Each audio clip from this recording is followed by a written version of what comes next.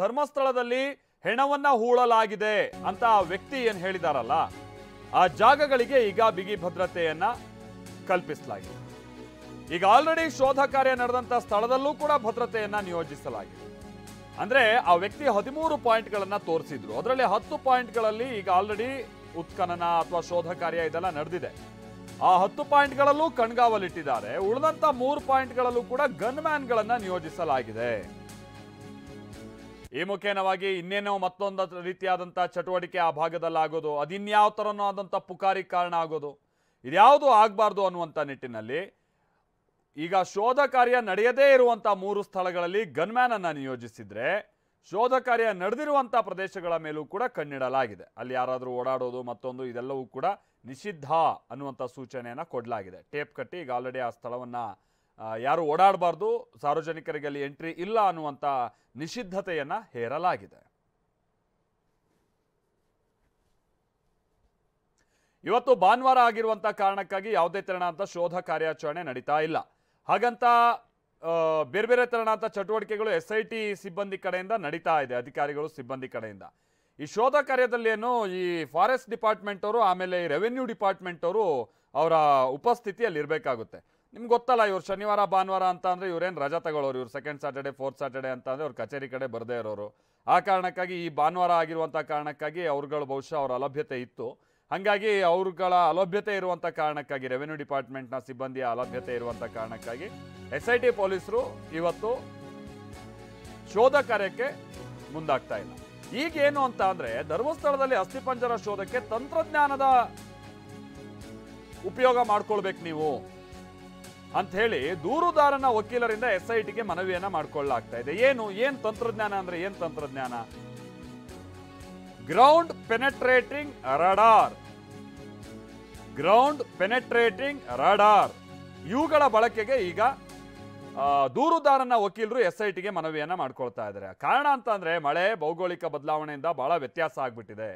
ಹಿಂದೆ ಆತ ಅಲ್ಲಿ ಹುಗಿದಿರ್ಬೋದು, ಬಟ್ ಈಗ ಆತನಿಗೆ ಅದು ಅವನು ತೋರಿಸಿರುವಂಥ ಜಾಗದಲ್ಲಿ ಸ್ವಲ್ಪ ವ್ಯತ್ಯಾಸ ಇದ್ರೂ ಇರ್ಬೋದು. ಆ ಕಾರಣಕ್ಕಾಗಿ ಆಧುನಿಕ ಉಪಕರಣಗಳನ್ನು ಬಳಸಿ ಶೋಧ ಕಾರ್ಯ ನಡೆಸಬೇಕು ಅಂತ ಅವರು ಮನವಿಯನ್ನು ಮಾಡ್ಕೊಂಡಿದ್ದಾರೆ.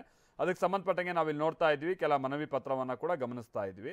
ಗ್ರೌಂಡ್ ಪೆನೆಟ್ರೇಟಿಂಗ್ ರಾಡಾರ್ ಅಂತ ಅಂದರೆ ಈ ತಂತ್ರಜ್ಞಾನವನ್ನು ಬಳಸ್ಕೊಂಡು ಭೂಮಿಯ ಅಡಿ ಇಂತಿಷ್ಟು ಆಳದಲ್ಲಿ ಏನೇನಿದೆ ಅಂತೇಳಿ ಒಂದು ಅಂದಾಜು ಪತ್ತೆ ಹಚ್ಚೋದಕ್ಕೆ ಅವಕಾಶ ಇರುತ್ತೆ. ಏನಾದರೂ ಕಲ್ಲುಗಳಿದೆಯೋ, ಮೆಟಲ್ಗಳಿದಾವೋ, ಈ ಥರನಾದಂಥ ಅಸ್ಥಿಪಂಜರದ ಮಾದರಿಯ ವಸ್ತುಗಳಿದಾವೋ, ಪ್ಲಾಸ್ಟಿಕ್ ಕವರ್ ಬಿದ್ದಿದ್ದಾವೋ, ಅಥವಾ ಭೂಮಿಯ ಅಡಿ ಒಂದು ನಿರ್ದಿಷ್ಟವಾದಂಥ ಅಡಿ ತನಕ ಏನಿದೆ ಅನ್ನುವಂಥನೋ ಒಂದು ಅಂದಾಜು ಪತ್ತೆ ಹಚ್ಚೋದಕ್ಕೆ ಅವಕಾಶ ಇದೆ. ಏನು ಭೂಮಿ ಒಳಗೆ ಹುಗಿಬೇಕು ಮತ್ತೊಂದು ಅಂತಲ್ಲ, ಎಲ್ಲಿ ನೋಡಬೇಕೋ ಅಲ್ಲಿ ಆ ಮೆಷಿನನ್ನು ಅದಕ್ಕೆ ಆ ಭೂಮಿ ಮೇಲೆ ಅದನ್ನು ಇಟ್ಟರೂ ಸಾಕು, ಅಥವಾ ಅದನ್ನು ಒಂದು ಟೈರ್ಗಳಿರುತ್ತೆ ಅದನ್ನು ದುಡ್ಕೊಂಡು ಹೋಗಿ ಅದನ್ನು ನೋಡ್ತಾ ಹೋಗೋದು. ಸೊ ಆ ಮುಖೇನವಾಗಿ ಭೂಮಿಯ ಒಳಗಡೆ ಏನಿದೆ ಅನ್ನುವಂಥದ್ದನ್ನ ಪತ್ತೆ ಹಚ್ಚೋಕೆ ಒಂದು ಅವಕಾಶ ಇದೆ, ಟೆಕ್ನಾಲಜಿ ಇದೆ. ಆ ಟೆಕ್ನಾಲಜಿಯನ್ನು ನೀವು ಬಳಸ್ಕೊಳ್ಬೇಕು ಅಂತ ಹೇಳ್ಕೊಂಡು ವಕೀಲರುಗಳು ಈಗ ನೋಡಿ ಈ ಥರದ್ದು ನಾವು ಇಲ್ಲಿ ನೋಡ್ತಾ ಇದೀವಲ್ಲ, ಇದು ಕೂಡ ಈ ಬೇರೆ ಬೇರೆ ಕಂಪ್ನಿಗಳಿಗೆ ಸಂಬಂಧಪಟ್ಟಂಗೆ ಭಾಳ ಇದೆ. ಇದು ಗ್ರೌಂಡ್ ಪೆನೆಟ್ರೇಟಿಂಗ್ ರಡಾರ್ ಈಗ ನಾವು ನೋಡ್ತಾ ಇದೀವಲ್ಲ, ಈ ರೀತಿಯಾದಂಥ ಒಂದು ಮೆಷಿನರೀಸ್ ಎಲ್ಲ ಇದಾವೆ. ಈಗ ಬೇರೆ ಬೇರೆ ದೇಶದಲ್ಲಿ ಇದೆಲ್ಲ ಇದಾವೆ. ನಮ್ಮಲ್ಲಿಗೆ ಹೆಂಗೆ ನೀರು ನೋಡೋಕ್ಕೆಲ್ಲ ಈಗ ಮುಂಚೆ ಎಲ್ಲ ಕಾಯಿಲ್ ನೋಡ್ತಿದ್ರು, ಕಡ್ಡಿಲ್ ನೋಡ್ತಿದ್ರು, ಚೊಂಬಲ್ ನೀರು ಹಿಡ್ಕೊಂಡು ನೋಡ್ತಿದ್ರು. ಈಗ ಅದಕ್ಕೆಲ್ಲ ತಂತ್ರಜ್ಞಾನ ಬಂದಿದೆ, ಭೂಮಿ ಒಳಗೆ ಎಷ್ಟು ನೀರಿದೆ, ಎಷ್ಟು ಅಡಿಯಲ್ಲಿದೆ ಮತ್ತೊಂದು ಅಂತೆಲ್ಲ ಪತ್ತೆ ಹಚ್ಚೋದಕ್ಕೆ. ಅದೇ ರೀತಿಯಾಗಿ ಈ ಗ್ರೌಂಡ್ ಪೆನೆಟ್ರೇಟಿಂಗ್ ರಾಡಾರ್ ಕೂಡ ಭೂಮಿ ಒಳಗಿರುವಂಥ ವಸ್ತುಗಳನ್ನೆಲ್ಲ ಪತ್ತೆ ಹಚ್ಚೋಕ್ಕೆ ಅವಕಾಶ ಮಾಡಿಕೊಡುತ್ತೆ. ಬಳಸಿ ಇಂಥ ಟೆಕ್ನಾಲಜಿಯನ್ನು ಅಂತ ರಿಕ್ವೆಸ್ಟ್ ಮಾಡ್ಕೊಳ್ತಾ ಇದ್ದಾರೆ. ಪೃಥ್ವಿ ನಮ್ಗೆ ಇದಕ್ಕೆ ಸಂಬಂಧಪಟ್ಟಂಗೆ ಮತ್ತಷ್ಟು ಡೀಟೇಲ್ಸ್ ಅನ್ನು ಕೊಡ್ತಾರೆ, ನಮ್ಮ ಜೊತೆಗೆ ನೇರ ಸಂಪರ್ಕದಲ್ಲಿ ಜಾಯಿನ್ ಆಗ್ತಾ ಇದ್ದಾರೆ. ಪೃಥ್ವಿ, ಈ ವ್ಯಕ್ತಿ ತೋರಿಸಿರುವಂತಹ ಸ್ಥಳಗಳಲ್ಲಿ ಅಂದ್ಕೊಂಡಷ್ಟು ಮಟ್ಟಿಗಿನ ಕುರುಹುಗಳು ಇಲ್ಲಿ ತನಕ ಪತ್ತೆ ಆಗದೆ ಇರುವಂಥದ್ದು, ಸಹಜವಾಗಿ ಅವ್ರು ಮಾಡ್ತಾ ಇರುವಂತಹ ಆರೋಪಕ್ಕೂ ಹಿನ್ನಡೆ ಅನ್ನುವಂಥ ರೀತಿಯಾಗಿ ವಿಶ್ಲೇಷಿಸುವಂಥ ಕಾರ್ಯ ಆಗ್ತಾ ಇದೆ. ಹಾಗಾಗಿ ಗ್ರೌಂಡ್ ಪೆನೆಟ್ರೇಟಿಂಗ್ ಆ ಮೆಷಿನ್ಸ್ಗಳು ಅಥವಾ ಇದರ ತಂತ್ರಜ್ಞಾನದ ಮೊರೆ ಹೋಗಬೇಕು ಅನ್ನುವಂಥ ನಿಟ್ಟಿನಲ್ಲಿ ಇವ್ರು ಮಾಡ್ತಾ ಇರುವಂಥ ಒತ್ತಾಯ ಇದು ಕೇವಲ ಒಂದು ಲೆಟ್ರೇಡ್ ಮುಖೇನೋದ್ಗೆ ಒತ್ತಾಯಕ್ಕೆ ಮಾತ್ರ ಸೀಮಿತ ಆಗಿರುತ್ತೋ, ಆ ನಿಟ್ಟಿನಲ್ಲಿ ಏನಾದರೂ ಮುಂದಿನ ಹಂತದಲ್ಲಿ ದೊಡ್ಡ ಪ್ರೆಷರ್ ಹಾಕುವಂಥ ಕೆಲಸ ಆಗ್ಬೋದು, ಇದು ಯಾವ ಬೆಳವಣಿಗೆ ಕಾರಣ ಆಗ್ಬೋದು, ಹಾಗೆ ಆ ಮಿಷಿನ್ಗಳನ್ನ ಬಳಸಿದ್ರೆ ಎಷ್ಟು ಅನುಕೂಲ ಆಗ್ಬೋದು ಅಂತ ಅನ್ಸುತ್ತೆ ಪೃಥ್ವಿ? ಖಂಡಿತ ಮಾಲ್ತೇಶ್, ಇಲ್ಲಿ ಪ್ರಮುಖವಾಗಿ ನೋಡೋದಾದ್ರೆ ಏನು 1ರಿಂದ 10 ಪಾಯಿಂಟ್ಗಳನ್ನು ಈಗ ಮುಗಿಸಲಾಗಿದೆ. 1ರಿಂದ 10 ಪಾಯಿಂಟ್ನಲ್ಲಿ ಕೇವಲ 6ನೇ ಪಾಯಿಂಟ್ನಲ್ಲಿ ಮಾತ್ರ ಅಸ್ಥಿಪಂಜರ ಪತ್ತೆ ಆಗಿರುವಂಥದ್ದು. ಇನ್ನು 9 ಪಾಯಿಂಟ್ ಬಾಕಿ ಉಳಿದಿದ್ದಂಥ ಪಾಯಿಂಟ್ ಏನಿದೆ, ಆ 9 ಪಾಯಿಂಟ್ಗಳಲ್ಲಿ ಯಾವುದೇ ರೀತಿಯ ಅಸ್ಥಿಪಂಜರ ಆಗಲಿ ಕಳೆಬರ ಆಗಲಿ ಯಾವುದು ಪತ್ತೆ ಆಗಿಲ್ಲ, ಮೂಳೆಗಳು ಕೂಡ ಪತ್ತೆ ಆಗಿಲ್ಲ. ಸೊ ಇದು ಎಲ್ಲೋ ಒಂದು ಕಡೆ ಈ ಒಂದು ಅನಾಮಿಕ ಸಾಕ್ಷ್ಯ ದೂರುದಾರ ಏನಿದ್ದಾನೆ ಈತನಿಗೆ ಮತ್ತೆ ಇದರ ಹಿಂದೆ ಇರುವಂತಹ ಎಲ್ಲರೂ ಯಾರು ಇವನಿಗೆ ಸಪೋರ್ಟ್ ಮಾಡ್ತಾ ಇರುವಂಥವ್ರು ಇರ್ಬೋದು, ಈ ಒಂದು ತಂಡ ಏನಿದೆ ವಕೀಲರ ತಂಡ, ಇವರಿಗೆ ಎಲ್ಲೋ ಒಂದು ಕಡೆ ಇದು ಹಿನ್ನಡೆ ಅಂತ ಅನ್ನಿಸ್ತಾ ಇರುವಂಥದ್ದು. ಅದಕ್ಕೋಸ್ಕರ ಇವಾಗ ಹೊಸದಾಗಿ ಅಂದರೆ ಈಗ ಒಂದು SITಗೆ ಮನವಿಯನ್ನು ಮಾಡಿರುವಂಥದ್ದು. ಅಂದರೆ ಏನು ಗ್ರೌಂಡ್ ಪೆನಿಟ್ರೇಟಿಂಗ್ ರಡಾರ್ ಏನು ಬರುತ್ತೆ, ಇದೊಂದು ರಡಾರನ್ನು ಉಪಯೋಗಿಸ್ಕೊಂಡು ಆ ಒಂದು ಉತ್ಖನನ ಕಾರ್ಯದಲ್ಲಿ ಇದನ್ನು ಬಳಸ್ಕೊಳ್ಳಿ ಅಂತ ಹೇಳಿ ಮನವಿಯನ್ನು ಮಾಡಿರುವಂಥದ್ದು. ಸದ್ಯಕ್ಕೆ ಈ ಒಂದು ಉಪಕರಣವನ್ನು ತಂತ್ರಜ್ಞಾನವನ್ನು ಬಳಸ್ಕೊಂಡು ಉತ್ಖನನವನ್ನು ಮುಂದಿನ ಹಂತಗಳಲ್ಲಿ ಮಾಡಿ ಈಗಾಗಲೇ ತೆಗೆದಿರುವಂಥ ಪ್ರದೇಶಗಳಲ್ಲೂ ಅದನ್ನು ಉಪಯೋಗಿಸಿ ಅಂತೇಳಿ ಮನವಿಯನ್ನು ನೀಡಲಾಗ್ತಾ ಇರುವಂಥದ್ದು. ಅವರು ಇಲ್ಲಿ ಕೊಡ್ತಾ ಇರುವಂಥ ಪ್ರಮುಖ ಕಾರಣ ಏನು ಅಂತ ಹೇಳಿದರೆ, ಈ ಭಾಗದಲ್ಲಿ ಮಳೆ ಜಾಸ್ತಿ ಆಗುತ್ತೆ, ಸೊ ಏನು ಮಣ್ಣು ಕೂಡ ಸಾಕಷ್ಟು ಪ್ರಮಾಣದಲ್ಲಿ ಬಂದು ಬೀಳುತ್ತೆ, ಅರಣ್ಯ ಪ್ರದೇಶದಲ್ಲಿ ಭೌಗೋಳಿಕ ಬದಲಾವಣೆ ಆಗುತ್ತೆ, ಅದಕ್ಕೋಸ್ಕರ ಇಂಥದ್ದೊಂದು ಟೆಕ್ನಾಲಜಿಯನ್ನು ಬಳಸ್ಕೊಂಡು ಹುಡುಕಿ, ಅಂದರೆ ಸುಮ್ಮನೆ ಎಲ್ಲೋ ಡಿಗ್ ಮಾಡೋದಕ್ಕಿಂತ ಅಲ್ಲಿ ಅದನ್ನು ಹುಡುಕಿದಂಥ ಸಂದರ್ಭದಲ್ಲಿ ಅಲ್ಲಿ ಏನಾದರೂ ಅಸ್ಥಿಪಂಜರ ಇದೆ ಅನ್ನೋದನ್ನು ಪತ್ತೆ ಆದರೆ ಅದರಲ್ಲಿ ನೋಡಿ ಅನ್ನೋ ರೀತಿಯಲ್ಲಿ ಹೇಳಿರುವಂಥದ್ದು. ಅಂದರೆ ಅವರು ಹೇಳುವಂಥ ಭೌಗೋಳಿಕ ಬದಲಾವಣೆ ಅಂತ ಹೇಳಿದರೆ, ಈಗ ಎಕ್ಸಾಂಪಲ್ ನಾವು ನೋಡೋದಾದರೆ ನಾನಿವಾಗ ಆ ಒಂದು 10, 11, 12ನೇ ಪಾಯಿಂಟ್ನಲ್ಲಿ ಇದ್ದೀನಿ. ಇಲ್ಲಿ ನೋಡ್ಬೋದು 9, 10, 11, 12ನೇ ಪಾಯಿಂಟ್. ಈ ಒಂದು ರಸ್ತೆ ಏನು ಕಳೆದ ಒಂದು 10-15 ವರ್ಷಗಳ ಹಿಂದೆ ಒಂದು ಸಿಂಗಲ್ ಅಂದರೆ ತುಂಬ ಸ್ವಲ್ಪ ಸಣ್ಣದಾದ ರಸ್ತೆಯಾಗಿತ್ತು.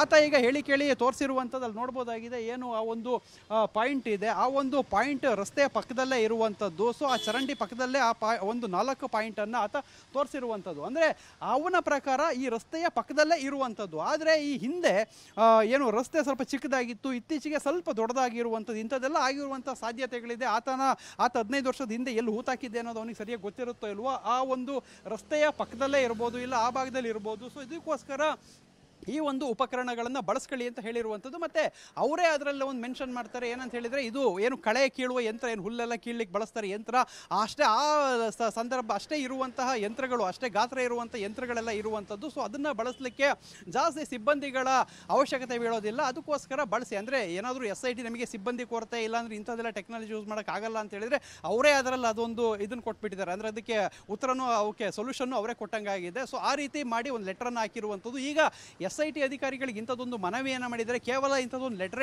ಕಳಿಸ್ಬಿಟ್ಟು ಮನವಿ ಮಾಡಿದಾರೋ ಇಲ್ಲ ಸೀರಿಯಸ್ ಆಗಿ ಆ ಒಂದು ವಕೀಲರ ತಂಡ SIT ಅಧಿಕಾರಿಗಳು ಮತ್ತು ಏನು ಇನ್ವೆಸ್ಟಿಗೇಷನ್ ಆಫೀಸರ್ ಇರ್ತಾರೆ ಅವ್ರನ್ನೇನಾದರೂ ಭೇಟಿ ಮಾಡಿ ಈ ಒಂದು ರಿಕ್ವೆಸ್ಟನ್ನು ಮಾಡಿದಾರೆ ಅನ್ನೋದು ಇನ್ನೂ ಕೂಡ ಕಂಡು ಬಂದಿಲ್ಲ. ಯಾಕೆಂತ ಹೇಳಿದರೆ ಇಂಥದ್ದೊಂದು ಮನವಿಯನ್ನು ಈಗ ಸದ್ಯಕ್ಕೆ ಅವರು ಒಗೆದಿರುವಂಥದ್ದು. ಸೊ ಇಲ್ಲಿ ಏನು ಇನ್ವೆಸ್ಟಿಗೇಷನ್ ಆಫೀಸರ್ IPS ಆಫೀಸರೇ ಇರೋದ್ರಿಂದ ಇಂಥವನ್ನೆಲ್ಲವನ್ನೂ ಕೂಡ ಭಾಳ ಸೂಕ್ಷ್ಮವಾಗಿ ಅಬ್ಸರ್ವ್ ಮಾಡ್ತಾರೆ, ಇಂಥದ್ದನ್ನೆಲ್ಲ ಗಮನಿಸ್ತಾರೆ, ಇವನ್ನೆಲ್ಲ ಬಳಸ್ಕೊಳ್ಳುವಂತಹ ಅಂದರೆ ಆ ಒಂದು ಬಳಸ್ಕೊಳ್ಳುವ ಜ್ಞಾನ ಕೂಡ ಅವರಿಗೆ ಇರುವಂಥದ್ದು. ಸೊ ಅದರಿಂದ ಇವರು ಹೇಳಿ ಅದನ್ನು ಬಳಸ್ಕೊಳ್ತಾರ ಇಲ್ಲ ಇವರೇ ಏನಾದರೂ ತಯಾರಿ ಮಾಡ್ಕೊಂಡಿರ್ತಾರೆ, ಅದು ಮುಂದಿನ ಹಂತಗಳಲ್ಲಿ ಗೊತ್ತಾಗಬೇಕಾಗಿದೆ. ಒಟ್ಟಾರೆ ಅವ್ರು ಹೇಳೋಂಥದ್ದು ಏನಿದ್ರೆ, ಈ ಒಂದು ಪ್ರದೇಶಗಳಲ್ಲಿ ಇವನೇನು ಹೂತಾಕಿದ್ದೀನಿ ಅಂತ ಹೇಳಿದ್ದಾನೆ ಅಲ್ಲಿ ಭೌಗೋಳಿಕ ಬದಲಾವಣೆ ಆಗಿರುತ್ತೆ.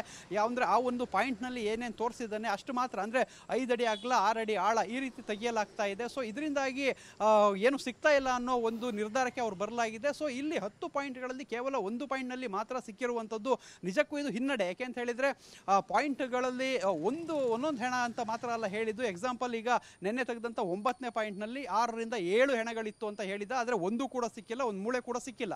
ಸೊ ಇದರಿಂದಾಗಿ ಎಲ್ಲೋ ಒಂದು ಕಡೆ ಇವರು ಡೆಸ್ಪರೇಟ್ ಆಗಿದ್ದಾರೆ. ಇದು ಏನೋ ತನಿಖೆ ಏನೋ ಅನ್ಕೊಂಡಿದ್ವಿ, ಇದೇನೋ ಆಗ್ತಾ ಇದೆಯಲ್ಲ ಅನ್ನೋದು ಕೂಡ ಅವರಿಗೆ ಅನಿಸಿರೋಂಥದ್ದು. ಅದಕ್ಕೋಸ್ಕರ ಇಂಥದ್ದೊಂದು ಟೆಕ್ನಾಲಜಿಯನ್ನು ಬಳಕೆ ಮಾಡ್ಕೊಳ್ಳಿ ಅಂತ ಹೇಳಿ ಈಗ ಮನವಿಯನ್ನು ಮಾಡಿದ್ದಾರೆ. ಸೊ ಈ ಮನವಿ ಕೇವಲ ಪತ್ರದಲ್ಲಿ ಇರುತ್ತಾ ಇಲ್ಲ ಬಲವಾದ ಒಂದು ಒತ್ತಾಯ ಇರುತ್ತಾ ಅನ್ನೋದನ್ನು ಕೂಡ ಮುಂದಿನ ಹಂತಗಳಲ್ಲಿ ನಾವು ಕಾದು ನೋಡಬೇಕಾಗಿದೆ. ಮಾಲ್ತೇಶ್, ಪೃಥ್ವಿ, ಹಾಗೆ ಈ ಉಳಿದಂತ ಪಾಯಿಂಟ್ಗಳಲ್ಲೆಲ್ಲ ಗನ್ಮ್ಯಾನ್ಗಳನ್ನ ನಿಯೋಜಿಸಿರುವಂತದನ್ನ ನಾವು ಸುದ್ದಿ ನೋಡ್ತಾ ಇದ್ವಿ. ಉಳಿದಂತಹ ಕಡೆನೂ ಕೂಡ ಈಗ ಆಲ್ರೆಡಿ ಅಗದಿರುವಂತಹ ಜಾಗದ ಮೇಲೂ ಕೂಡ ಕಣ್ಗಾವಲಿಟ್ಟಿದ್ದಾರೆ. ಯಾವ ರೀತಿಯಾದಂಥ ಕಣ್ಗಾವಲು, ಅಲ್ಲಿ ಹೇಗೆ ರಿಸ್ಟ್ರಿಕ್ಟೆಡ್ ಪ್ಲೇಸ್ ಅನ್ನುವಂಥ ಗುರುತು ಅಥವಾ ಆ ರೀತಿಯಾಗಿ ಈಗ ಪೊಲೀಸರು ಆ ಜಾಗಗಳನ್ನ ಅಲ್ಲಿ ಯಾರು ಹೋಗಬಾರ್ದು ಅನ್ನುವಂಥ ನಿಟ್ಟಿನಲ್ಲಿ ನಿರ್ಬಂಧನೆಯನ್ನ ಹೇರ್ತಾ ಇದ್ದಾರೆ. ಇದ್ರ ಬಗ್ಗೆ ವಿವರಿಸಬಹುದಾ ಪೃಥ್ವಿ? ಖಂಡಿತ ಮಲ್ತೇಶ್, ಈಗ ಏನು 1ರಿಂದ 10 ಪಾಯಿಂಟ್ವರೆಗೂ ಕೂಡ ಆಗದಿರೋ ಅಂಥದ್ದು 13 ಪಾಯಿಂಟ್ಗಳಲ್ಲಿ ಇನ್ನು ಕೇವಲ 3 ಪಾಯಿಂಟ್ ಮಾತ್ರ ಬಾಕಿಯಾಗಿರುವಂಥದ್ದು. ಆದರೆ ಏನು ಆರಂಭಿಕ ಹಂತದಿಂದ ಎಲ್ಲ ಪಾಯಿಂಟ್ಗಳಿಗೂ ಸೆಕ್ಯೂರಿಟಿಯನ್ನು ಕೊಟ್ಟಿದ್ರು, ಆ ಸೆಕ್ಯೂರಿಟಿ ಇನ್ನೂ ಕೂಡ ಮುಂದುವರೆದಿರುವಂಥದ್ದು. ಇಲ್ಲಿ ನಾವು ನೋಡ್ಬೋದಾಗಿದೆ, ಏನು ನಿನ್ನೆ ನಡೆದಂಥ 9ನೇ ಪಾಯಿಂಟ್ ಉತ್ಕಲ್ನ ಏನಾಯಿತು, ಆ ಉತ್ಕಲ್ನ ಆದಂತಹ ಪಾಯಿಂಟ್ನಲ್ಲೇ ಅಲ್ಲಿ ಇಬ್ಬರು ಗನ್ ಮ್ಯಾನ್ಗಳು ಇರೋದನ್ನು ನೋಡ್ಬೋದಾಗಿದೆ. ಅಂದರೆ ಒಂದು ಆ ಮಷಿನ್ ಗನ್ನನ್ನು ಇಟ್ಕೊಂಡು ಇಬ್ಬರು ಮೆನ್ಗಳು ಅಲ್ಲಿ ಇದ್ದಾರೆ. ಸೊ ಇದು ಹಗಲ ಟೈಮಲ್ಲಿ ಈ ಪೊಲೀಸರು ಇರುವಂಥದ್ದು. ಅದೇ ರಾತ್ರಿ ಆಯಿತು ಅಂತ ಹೇಳಿದರೆ ANF ಸಿಬ್ಬಂದಿ ಬರ್ತಾರೆ, ಆಂಟಿ ನಕ್ಸಲ್ ಫೋರ್ಸ್ನಲ್ಲಿ ಕಾರ್ಯನಿರ್ವಹಿಸಿದಂತಹ ಸಿಬ್ಬಂದಿಗಳು ಇಲ್ಲಿ ನಿಯೋಜನೆ ಆಗ್ತಾರೆ. ಸೊ ಇದು ಈ ಪಾಯಿಂಟ್ಗಳಲ್ಲಿ ಮಾತ್ರ ಅಲ್ಲ, ಬಾಕಿ ಇರುವಂತಹ 3 ಪಾಯಿಂಟು ಮತ್ತು ಈಗ 10 ಪಾಯಿಂಟ್ ಏನಿದೆ, ಆ ಒಂದು 10 ಪಾಯಿಂಟ್ಗಳಲ್ಲೂ ಕೂಡ ಇದೇ ರೀತಿ ಸೆಕ್ಯೂರಿಟಿಯನ್ನು ಅವರು ಕೊಟ್ಟಿರುವಂಥದ್ದು. ಯಾಕೆಂತ ಹೇಳಿದರೆ ಆ ಒಂದು ಪಾಯಿಂಟ್ಗಳಲ್ಲಿ ಸಾರ್ವಜನಿಕರು ಯಾರು ಹೋಗಿ ಏನಾದರೂ ಮುಂದೆ ನ್ಯೂಸೆನ್ಸ್ ಆಗ್ಬೋದು ಅಂತೇಳಿ, ಎಕ್ಸಾಂಪಲಿಗೆ ಏನು ಸಿಕ್ಕಿಲ್ಲ ಅಂತ ಹೇಳ್ತಾ ಇದ್ದಾರೆ, ಯಾರಾದರೂ ಹೋಗಿ ಏನಾದರೂ ಹಾಕಿಯಲ್ಲಿ ಹುಡುಕ ಅಂತ ಪ್ರಯತ್ನ ಮಾಡ್ತಾರೋ, ಸೊ ಇಂಥದ್ದು. ಅಂದರೆ ಈ ಒಂದು ಕಂಪ್ಲೀಟ್ 13 ಪ್ರೊಸೆಸ್ ಒಂದ್ಸರಿ ಮುಗಿಯೋವರೆಗೂ ಕೂಡ ಎಲ್ಲವಕ್ಕೂ ಕೊಡ್ತಾರೆ. ಅದಾದಮೇಲೆ ಅದನ್ನು ಯಾವಾಗ ಚಾಪ್ಟರ್ ಕ್ಲೋಸ್ ಮಾಡ್ತಾರೋ ಅಲ್ಲಿಂದ ಅದನ್ನು ಫ್ರೀ ಬಿಡ್ತಾರೆ. ಆಗಬೇಕಾದ್ರೆ ಯಾರು ಬೇಕಾದರೂ ಹೋಗ್ಬೋದು ಅಂತ ಹೇಳಿ ಅದನ್ನ ನಿರ್ಧಾರ ಮಾಡ್ತಾರೆ. ಸೊ ಅಲ್ಲಿವರೆಗೂ ಕೂಡ ಇದನ್ನೆಲ್ಲವನ್ನು ಕೂಡ ಸಂರಕ್ಷಿತ ಪ್ರದೇಶ ಅಂತಲೇ ಕಾಪಾಡ್ಕೊಳ್ತಾರೆ. ಎಸ್ಪೆಷಲಿ 6ನೇ ಪಾಯಿಂಟ್ ಏನಿದೆ, 6ನೇ ಪಾಯಿಂಟ್ ಅಂತೂ ಅಲ್ಲಿ ಅಸ್ಥಿಪಂಜರ ಸಿಕ್ಕಿರೋದ್ರಿಂದ ಅದ್ರ ಸುತ್ತಮುತ್ತಲೇ ಎಲ್ಲ ಪಾಯಿಂಟ್ಗಳು ಇರೋದ್ರಿಂದ ಅಲ್ಲೂ ಕೂಡ ಈ ಒಂದು ಭದ್ರತೆಯನ್ನು ಕಲ್ಪಿಸಿರುವಂಥದ್ದು. Malthesh, thank you Prithvi.